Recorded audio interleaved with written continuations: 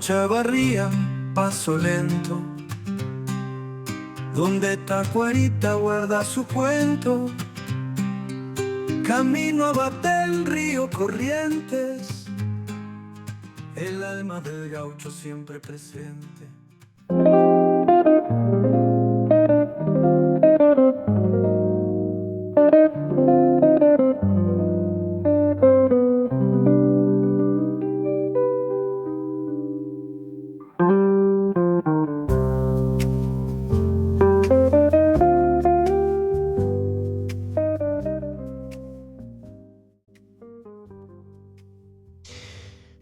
La nueva ley laboral en Argentina está generando un intenso debate político y social.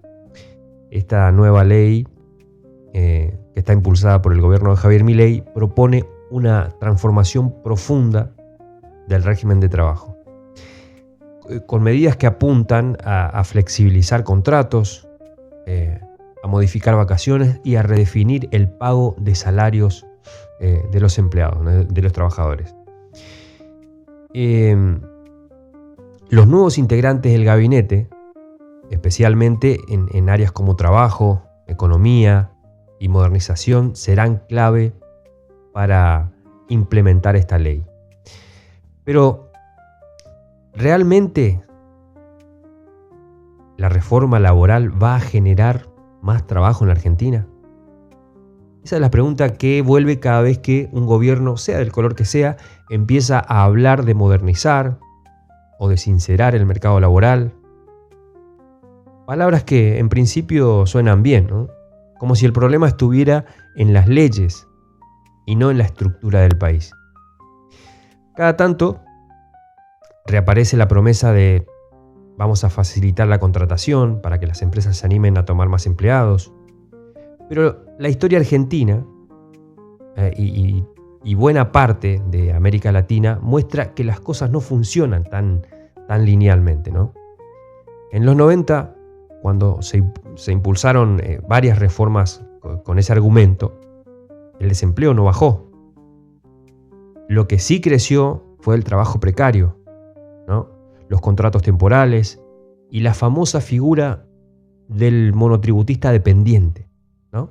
Es decir, la persona que trabaja todos los días para la misma empresa, pero sin los derechos de un empleado.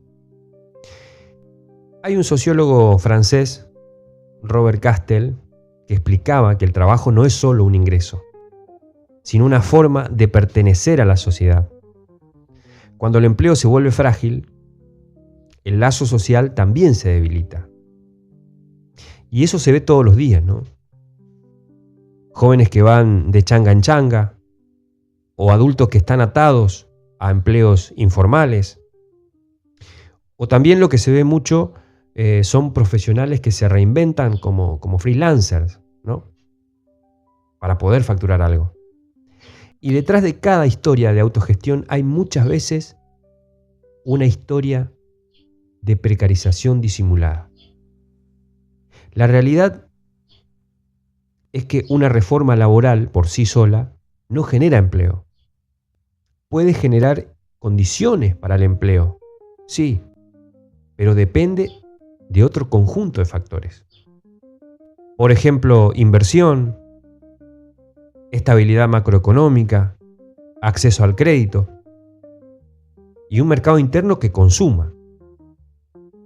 Si no hay eso, la flexibilización se transforma en otra cosa, en una herramienta para bajar los costos a costa de los trabajadores. Y ojo, no se trata de negar que hay que actualizar leyes. El mundo cambió, la forma de trabajo también, hay oficios nuevos, formas distintas de producir, tecnologías que exigen nuevas regulaciones. Pero el problema es desde dónde se plantea esa modernización. Si la idea es adaptar las leyes al siglo XXI para proteger mejor a los trabajadores de nuevas formas de explotación, bienvenida sea. Ahora, si el plan es hacer más fácil que las empresas puedan despedir, abaratar indemnizaciones o fomentar el empleo sin derechos, entonces no estamos modernizando nada. Estamos volviendo al siglo XIX. Y lo que no se dice mucho es que el trabajo en la Argentina no se destruyó por culpa de las leyes laborales, sino por las sucesivas crisis económicas. Cada devaluación, cada ajuste, cada caída del consumo destruyó más empleo que cualquier convenio colectivo.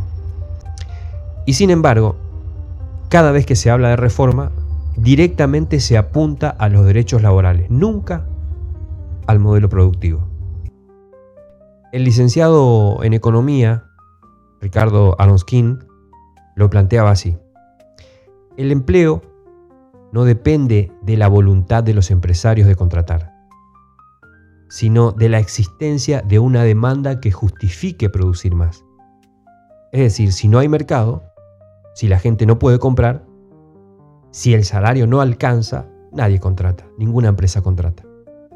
Y esa es la paradoja argentina. Se discute cómo reducir el costo laboral cuando el verdadero problema es que el trabajo dejó de garantizar una vida digna. Porque trabajar en este país muchas veces ya no significa salir adelante.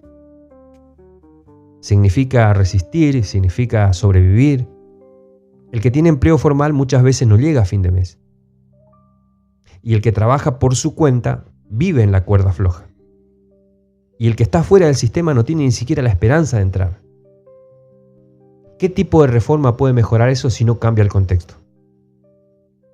El trabajo no puede seguir siendo solo una variable económica. Es una construcción social, una identidad. Y también una fuente de autoestima, ¿no? Cuando al trabajo se lo trata como un costo, lo que se deteriora no es el salario, sino la dignidad. Y esa pérdida tiene consecuencias políticas también. La gente que siente que el sistema ya no le da lugar, termina buscando respuestas en cualquier otro lugar, en cualquier otro lado. Por eso el verdadero debate no debería ser si la reforma laboral es necesaria o no, sino para quién se diseña. Si se hace para favorecer al que produce, al que invierte y también al que trabaja, puede servir. Pero si solo busca reducir costos laborales sin un proyecto de desarrollo detrás, lo único que va a generar es más desigualdad. ¿Queremos un país con más trabajo o con más precarización disfrazada de modernidad? Porque una cosa es ayornar el sistema y otra muy distinta es desarmar la red que nos protege como sociedad. Y si la reforma laboral no viene acompañada de políticas de reactivación de la economía, de una estrategia industrial y de una mirada más humana sobre el trabajo, entonces no va a generar empleo. Solo va a multiplicar la incertidumbre. Las leyes pueden cambiar, pero si no cambia el modelo, el resultado será siempre el mismo. Menos derechos, más miedo y un país donde cada vez cuesta más vivir del trabajo.